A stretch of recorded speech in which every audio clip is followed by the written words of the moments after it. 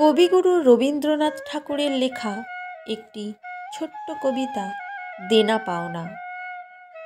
দেখে শুনে নিরুপমার বিয়ে হলো ঠিক, পাত্রপক্ষ 1000 পণ চাইল ভিক। নীরুর বাবা রাজি হলে হয়ে গেল বিয়ে।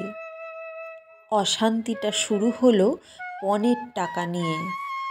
গরিব বাবা চেষ্টা করেও পারল না তা দিতে।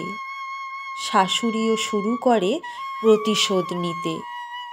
অনাহারে নীরুকে সে আটকে রাখে ঘরে। শয্যাশায়ী হয়ে নীরু অকালেতে মরে।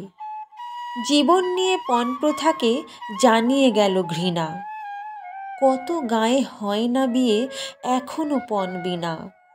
পণ প্রথার এই ভয়াল রূপ গল্পে শুধু নয়, বাস্তবেও বহু নারীর জীবনহানি হয়। নমস্কার।